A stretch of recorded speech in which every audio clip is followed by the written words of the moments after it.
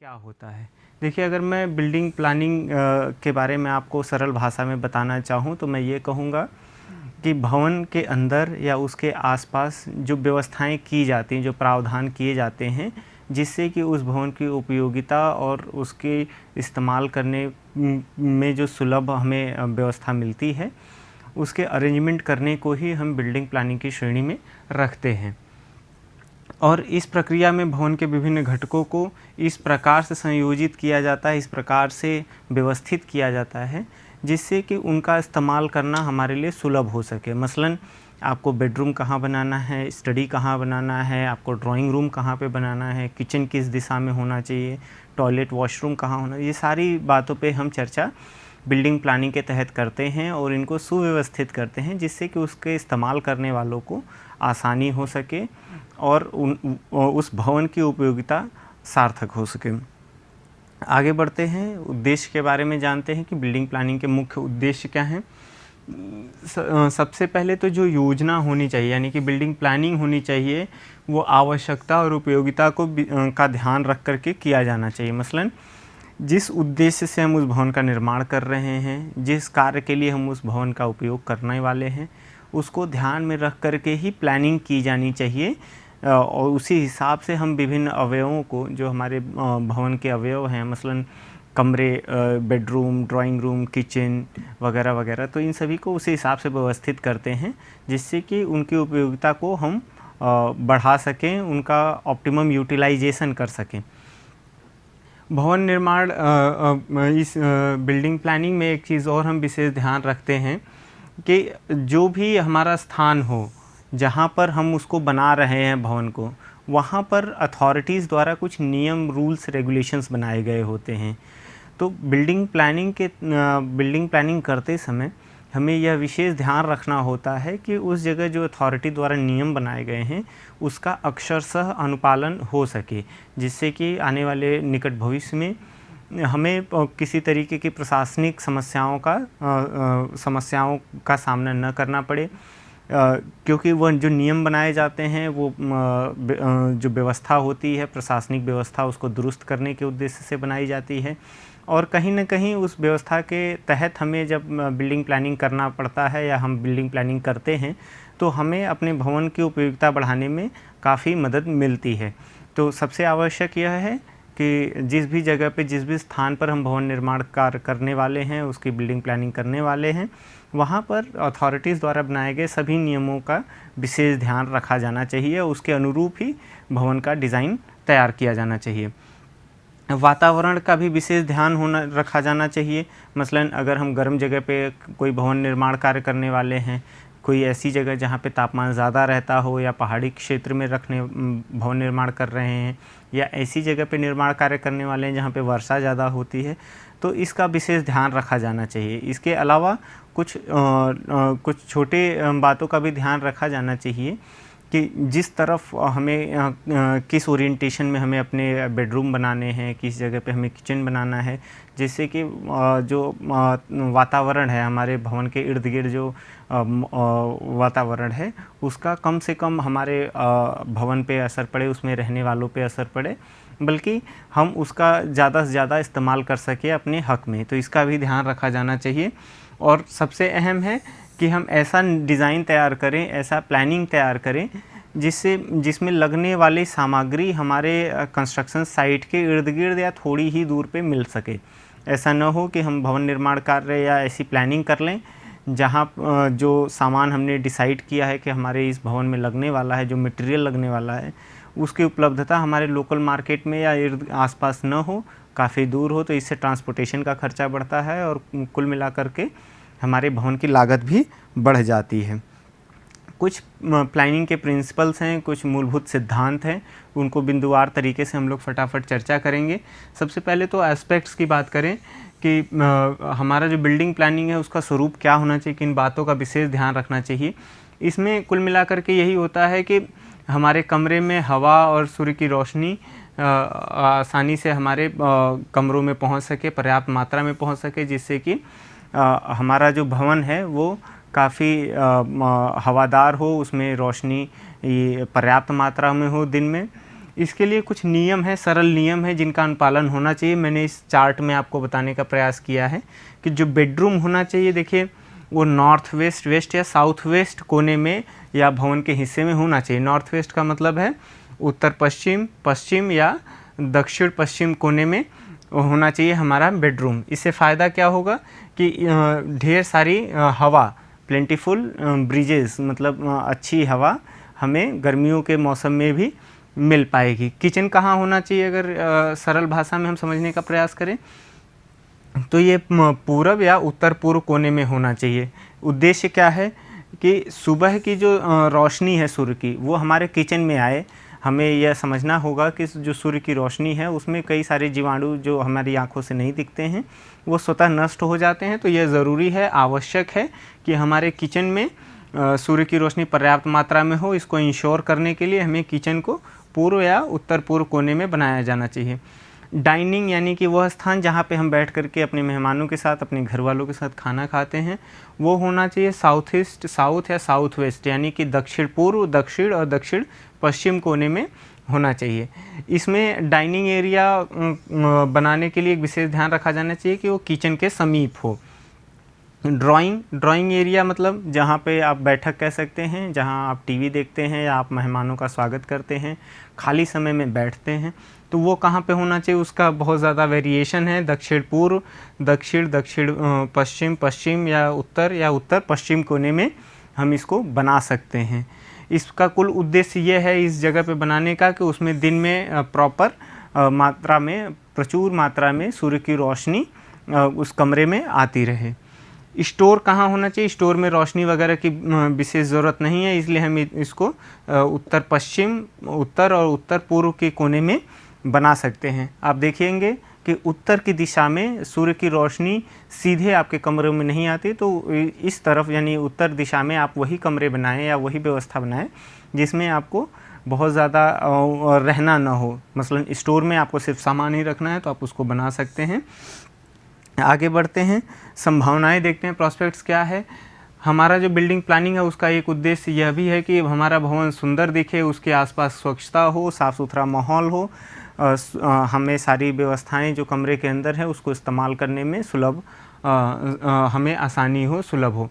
तो यह हमारी संभावनाएं होती हैं। निजता एक बहुत ही महत्वपूर्ण विषय है हमारे बिल्डिंग प्लानिंग में। हमें भवन को इस प्रकार बनाना चाहिए, उसके कमरों को या उसके अवयवों को इस प्रकार व्यवस्थित करना चाहिए कि निजता बनी रहे। निजता का मतलब ये है कि अगर आप किसी कमरे में हैं और कोई व्यक्ति दूसरे कमरे में है, मसलन किचन में है या फिर ड्राइंग रूम में है, तो आपका बेडरूम है वो सेपरेट दिखे। इसी तरीके से बाकी जो अवयव हैं वो सब अलग अलग दिखें और वहाँ पर कोई एक व्यक्ति जो एक कमरे में है वो दूसरे कमरे के व्यक्ति से डिस्टर्ब ना हो, उससे परेशान ना हो। तो ये आप समझ सकते हैं कि निजता बहुत महत्वपूर्ण है। अब रूमिनेस यानी फैलाव क्या होना चाहिए, मतलब कमरे का साइज़, गैलरी का साइज़, इन सभी का साइज़ हम अपनी आवश्यकता अनुसार, उसको इस्तेमाल करने वाले लोगों की संख्या के अनुसार हम इसको बनाएं। ग्रुपिंग में मैं वही दोबारा दोहरा दूंगा बातें कि हमारे घर में कई सारे कमरे होते हैं जिनका अलग अलग रूप से इस्तेमाल किया जाता है। मसलन किचन में खाना बनाते हैं, डाइनिंग एरिया में खाना खाते हैं, तो हमें यह ध्यान रखना चाहिए कि किचन और डाइनिंग एरिया आसपास हो, फिर टॉयलेट और बेडरूम आपका नज़दीक हो। तो इन सभी चीज़ों को विशेष ध्यान रखा जाता है जिसको हम ग्रुपिंग कहते हैं। सर्कुलेशन वह स्थान होता है जो हमें ये सुविधा मुहैया कराता है कि हम एक कमरे से दूसरे कमरे में, एक तल से दूसरे तल पर आसानी से आ जा सकें। तो हम इसके लिए जनरली जो प्रावधान करते हैं वो गैलरी का निर्माण करते हैं। गैलरी हमें मदद करती है एक कमरे से दूसरे कमरे तक जाने के लिए या अलग अलग अवयवों तक पहुंचने के लिए। वहीं पे सीढ़ियों का इस्तेमाल हम एक तल से दूसरे तल पर जाने के लिए करते हैं। इकोनॉमी एक बहुत बड़ा विषय है हमारे किसी भी बिल्डिंग प्लानिंग में। मसलन हमारे पास जितना बजट उपलब्ध है, जितना पैसा मौजूद है, उसी के आधार पे हमें भवन का निर्माण करना चाहिए, उसी के आधार पे हमें प्लानिंग करनी चाहिए। अब यहाँ पर एक डायग्राम के माध्यम से मैं आपको एक बार में बताना चाहूँगा कि ओरिएंटेशन यानी कि हमारे कमरों का स्थान या दिशा कहाँ कहाँ होना चाहिए। अब आप समझ सकते हैं ये उत्तर दिशा है, ये पूर्व है, दक्षिण और पश्चिम। अब आप देखिए उत्तर दिशा यानी जिधर सूर्य की रोशनी बिल्कुल नदारद है, दिन के टाइम पे हल्की सी रोशनी मिलेगी, जब वो पूर्व से सूर्योदय होगा तब वो हल्का सा रोशनी मिलेगा, पूरा दिन उधर सूर्य का प्रकाश नहीं आएगा क्योंकि वो आपके भवन की छाए में वो क्षेत्र रहेगा। तो इधर क्या होना चाहिए, देखिए आप उत्तर में लॉन बना सकते हैं, गराज बना सकते हैं जहाँ पे गाड़ी खड़ा करना है, वर्किंग रूम, कुछ और आपको अपने हॉबीज़ से संबंधित कुछ काम करना है या फिर आपने कुछ और चीज़ें घर पे ही प्लान कर रखी है, कुछ काम आप घर पे भी करते हैं तो वो बना सकते हैं, स्टोर रूम बना सकते हैं। कुल मिलाकर के आप ऐसे काम या ऐसे उद्देश्य के साथ कमरे उत्तर दिशा में बनाएंगे जहाँ पे सूर्य की रोशनी और सीधी हवा का कोई आवश्यकता नहीं हो, वही आप उत्तर दिशा में बनाएंगे। ये एक बेहतरीन प्लानिंग का थंब रूल है। अब बात करते हैं उत्तर और पूर्व के कोने में क्या क्या होना चाहिए। देखिए इंट्रेंस पोर्च होना चाहिए, मतलब भवन के अंदर घुसने का जो रास्ता है वो आपका उत्तर पूर्व कोने में हो सकता है। किचन हो सकता है, पेंट्री, स्टूडियो, बाकी सारी चीज़ें हो सकती हैं। जैसे किचन इस दिशा में बनाया जाने का, उत्तर पूर्व कोने में या पूर्व की तरफ बनाए जाने का उद्देश्य मैं पहले बता चुका हूँ। किचन में ढेर सारे खाने पीने की चीज़ें रहती हैं, कुछ स्टोर की रहती हैं, कुछ बन रही होती हैं, तो ये आवश्यक है कि वहाँ पे जीवाणु पैदा न हो, जीवाणु वहाँ मौजूद न हो। इसके लिए सबसे बेहतरीन डिसइंफेक्टेंट जो नेचुरल है, जो प्राकृतिक है, वो सूर्य की रोशनी है। मसलन आप अपने किचन की खिड़की खोलें तो उसमें सीधे जो है सूर्य की रोशनी अंदर आए, जिससे कि जो सूक्ष्म जीवाणु हैं वो स्वतः नष्ट हो जाएं। इसी तरीके से अगर पूर्व की बात करेंगे तो उधर आपका बाथरूम हो सकता है, स्टाफ रूम, ऑफिस, या कह सकते हैं ऐसी चीज़ें हो सकती हैं जहाँ पे बैठ करके आपको सारा दिन काम करना हो। अगर हम बात करेंगे उत्तर दक्षिण कोने में तो वहाँ पे आपका बेडरूम, गेस्ट रूम, डाइनिंग वगैरह ये सारी चीज़ें होंगी। उत्तर पश्चिम का पूर्व दक्षिण का कोने का आशय यह है कि यहाँ पर आपको सूर्य की रोशनी मिलेगी लेकिन पूरी दिन नहीं मिलेगी। जब बहुत एक्सट्रीम सनलाइट होता है, मतलब जब बहुत ज़्यादा गर्मी के दिनों में जब टेम्परेचर अमूमन 4 बजे सबसे ज़्यादा टेम्परेचर होता है दिन के समय में, गर्मी या ठंडी अगर सामान्य मौसम है तो पूरे दिन का जो मैक्सिमम टेम्परेचर होता है वो 4 बजे के आसपास होता है। और उस दौरान जो सूर्य का स्थिति होता है वो आपका दक्षिण पश्चिम कोने में होता है। लेकिन वहीं अगर आप पूर्व दक्षिण के कोने में देखेंगे तो वहाँ पर सुबह और थोड़ी सी दोपहर तक की धूप होती है जो बहुत ही कंफर्टेबल होती है, आरामदेह होती है, और इससे कमरे का माहौल काफ़ी अच्छा बना रहता है। इसलिए हम बेडरूम, गेस्ट रूम इसी पूर्व दक्षिण के कोने में बनाते हैं। अब अगर बात करें दक्षिण कोने में तो यहाँ पे आपका चिल्ड्रन प्ले रूम बना सकते हैं, लिविंग रूम यानी बैठक बना सकते हैं, टेरेस वगैरह, बरांडा, गार्डन वगैरह हम दक्षिण दिशा में बना सकते हैं जहाँ पे धूप रहेगी, काफ़ी प्रचुर मात्रा में धूप रहेगी। वहीं अगर बात करेंगे साउथ वेस्ट यानी कि दक्षिण पश्चिम कोने में तो वहाँ पर बहुत ज़्यादा सनशाइन होगा, यानी गर्मी के समय में बहुत ज़्यादा टेम्परेचर होगा। तो बहुत उस तरीके की चीज़ें आपको इस तरफ नहीं रखनी है, बल्कि जो खिड़कियाँ लगानी हैं या जो बैल्कनी वगैरह है उस पर शेड्स वगैरह की व्यवस्था हमें करनी पड़ेगी। वहीं जब हम पश्चिम दिशा की बात करेंगे तो वहाँ पर ड्राइंग रूम हो सकता है, आपका रिसेप्शन हो सकता है, कुछ पेड़ पौधे भी आप लगा सकते हैं। जब हम बात करेंगे पश्चिम उत्तर कोने में तो वहाँ पर आपका स्टेयरकेस यानी सीढ़ियाँ, कॉरिडोर, स्टोर रूम वगैरह वगैरह सारी चीज़ें हम लगा सकते हैं। ये एक रफ़ आइडिया था, एक इस डायग्राम से हमने समझने की कोशिश करी कि जो हमारा देखिए दो महत्वपूर्ण चीज़ है, एक तो हवा, दूसरा सूर्य की रोशनी। तो इन दोनों को ध्यान में रख करके और कमरे को इस्तेमाल करने के उद्देश्य के हिसाब से हम अपनी प्लानिंग को अंजाम देते हैं। अब कुछ ऐसे अवयव हैं जिनके बारे में मैं बता दूं, जैसे चित्र में आपको दिख रहा होगा पोर्टिको। पोर्टिको क्या होता है, ये सेक्शन पोर्टिको है। पोर्टिको में सीधे आप अपने वाहन को पार्क करते हैं जब आप उसका इस्तेमाल नहीं कर रहे होते हैं। पोर्टिको से आपके घर के अंदर ही एक दरवाज़ा होना चाहिए जिससे कि आप किसी भी मौसम में अगर आप अपनी कार से निकले तो आप घर में सीधे दाखिल हो सकें। पोर्टिको का जो डोर होता है वो काफ़ी चौड़ा होता है। सिट आउट ऐसी जगह है जहाँ पर आप कमरों से बाहर निकलें और वहाँ पे बैठ के रिलैक्स कर सके, आराम कर सके, यानी साफ़ हवा और ताज़ी हवा और धूप का आनंद ले सके। यह किधर होना चाहिए अगर मैं आपको बताऊं तो ये अमूमन आपका पूर्व या पूर्व दक्षिण कोने में ये सिट आउट की व्यवस्था होनी चाहिए, क्योंकि हल्की धूप के साथ आपको साफ़ हवा इधर ही मिल पाएगी। लिविंग एरिया वही बैठक होती है जहाँ पे आप अपने सोफ़ा वगैरह या फिर बाकी चीज़ों का अरेंजमेंट आप करते हैं, जहाँ पे मेहमानों का आप स्वागत करते हैं। यहाँ पे टीवी वगैरह लगा के रखते हैं, खाली समय में आप यहीं बैठते हैं। तो यहाँ पर इस कमरे में भी साफ़ हवा और धूप का इंतज़ाम यानी कि उसकी व्यवस्था होनी चाहिए। आप ये कैसे कर सकते हैं, इसकी पोजीशन को बना करके मेंटेन करके, और बड़ी खिड़कियाँ और क्रॉस वेंटिलेशन एक शब्द आ गया तो मैं उसके बारे में बता दूं। देखिए, हमेशा हमें यह कोशिश करनी चाहिए कि दरवाजे और खिड़की दोनों आमने सामने हों, जिससे कि दरवाजे और खिड़की अगर दोनों आप ओपन करते हैं या नॉर्मल इस्तेमाल के दौरान भी आप उनको खोलते और बंद करते हैं तो साफ़ हवा अंदर और बाहर से अंदर और अंदर से ख़राब हवा बाहर जा सके। अगर 2 खिड़कियां हैं तो दोनों खिड़कियों को हमें पूरा कोशिश करना चाहिए, प्रयास करना चाहिए कि आमने सामने हो, जिससे कि ये हवा का जो सर्कुलेशन है, आवागमन है, वो सुलभ हो सके। डाइनिंग रूम की बात करें अगर, तो डाइनिंग रूम ऐसी जगह है जहाँ पे आप इत्मीनान से बैठ करके खाना खाते हैं। आप देख रहे हैं ये करीब 5 लोगों के बैठने की व्यवस्था है। ये टेबल लगा हुआ है और ये एक डायग्राम है जिससे आप देख पा रहे हैं कि दरवाजे से लगभग 950 mm दूर होना चाहिए कॉर्नर टू कॉर्नर। और इस तरीके से व्यवस्था हमें की जानी चाहिए कि हम जितने भी लोगों की सीटिंग कैपेसिटी बना रहे हैं वो बहुत ज़्यादा कंजस्टेड ना हो। एक महत्वपूर्ण चीज़ है कि ये किचन से लगा हुआ होना चाहिए। बात करते हैं बेडरूम की। बेडरूम का बेस्ट पोजीशन है आपका पूर्व दक्षिण कोना। अगर आप देखिए अटैच टॉयलेट के साथ बेडरूम बनाना चाह रहे हैं और डोर यहाँ पर है तो बेड की व्यवस्था यहाँ पे की जानी चाहिए। इसके पीछे 2 कारण है। एक तो प्राइवेसी है। देखिए, अगर दरवाज़ा आपका ओपन है तो कुछ एरिया ऐसा होगा जो दरवाज़ा खुला रहने पर दिखेगा। ये जो शेडेड एरिया मैं बना रहा हूँ ये क्या है, जब भी दरवाज़ा खुलेगा तो यह एरिया दिखेगा। आप कोशिश क्या करेंगे कि आपका वार्डरोब और बेड न दिखे, जिससे कि प्राइवेसी निजता बनी रहे।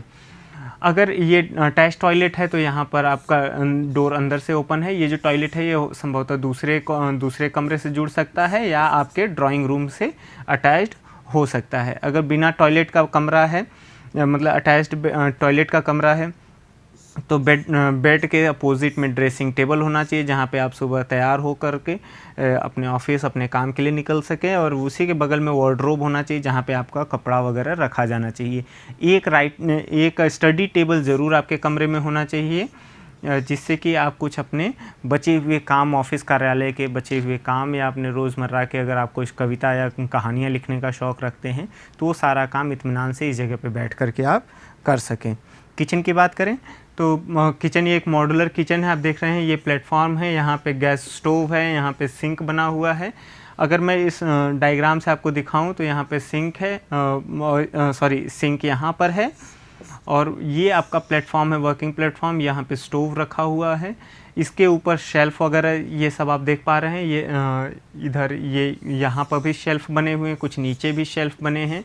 तो शेल्फ प्रॉपर बने होने चाहिए जिससे कि आपको स्टोरेज की जगह कम न पड़े आपकी किचन में।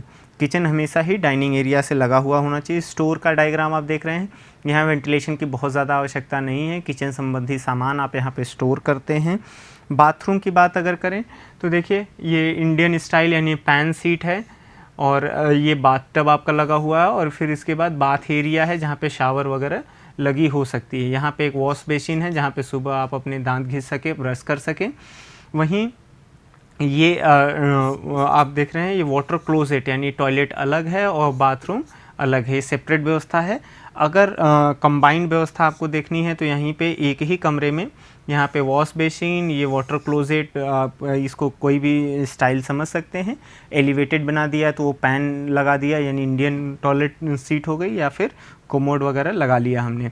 तो ये आपका व्यवस्था है टॉयलेट का। टॉयलेट में एक चीज़ बहुत आवश्यक है कि यहाँ पे वेंटिलेटर्स की व्यवस्था होनी चाहिए जिससे कि ख़राब हवा, गंदी हवा बाहर निकल सके। स्टडी की बात करें अगर तो यह एक ऐसा क्षेत्र होता है जहाँ पर बैठ करके आप कुछ लिख सकते हैं, पढ़ सकते हैं, कुछ किताबें रखने के लिए आपके पास शेल्फ भी मौजूद होना चाहिए। स्टेयरकेस आपका वर्टिकल सर्कुलेशन यानी कि एक तल से दूसरे तल पे पहुंचने के लिए सुविधा मुहैया कराता है। कुछ दस्तावेज हैं जिनके जब भी आप अपना भवन का नक्शा पास कराने के लिए अथॉरिटीज़ के पास जाते हैं तो उनको लेके जाना होता है।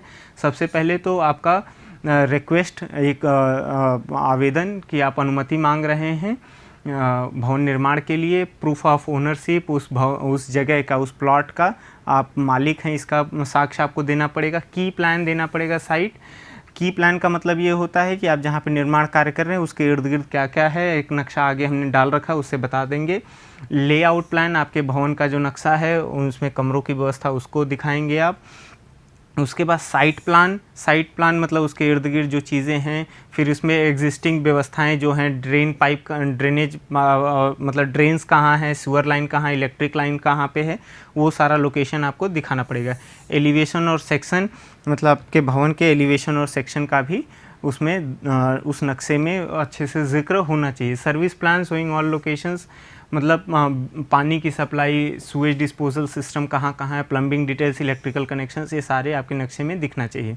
और एक ऐसा सर्टिफिकेट होना चाहिए डिज़ाइनर द्वारा जो ये कह सके कि जो भी नक्शा सैंक्शनड होगा वो हमारे सुपरविज़न में अच्छे से दर्शाया जाएगा। यहाँ पे एक की प्लान है, आप देख पा रहे हैं, ये तो आपका प्रपोज बिल्डिंग का एरिया है, यह रोड है। की प्लान में क्या क्या होता है देखिए, यहाँ पे इलेक्ट्रिक पोस्ट दिखाया है, वाटर टैप दिखाया हुआ है, फिर अगल बगल में एक बिल्डिंग यहाँ पर है, प्लॉट ओनर कौन है इसका प्लॉट का, यहाँ पे बिल्डिंग है।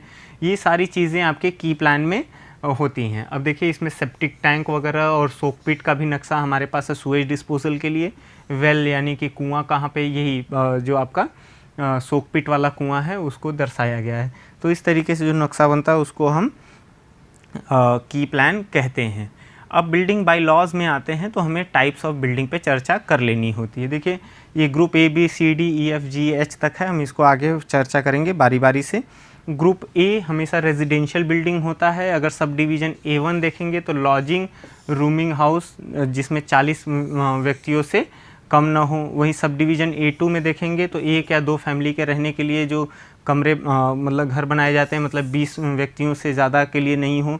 A3 डॉर्मेट्रीज़ होती हैं। डॉर्मेट्रीज़ आपने देखा होगा, एक बड़ा हॉल होता है, उसमें बेड लगे होते हैं और आप फ्रिक्वेंटली उसको इस्तेमाल करते हैं, एक ही कमरे में कई लोग रहते हैं।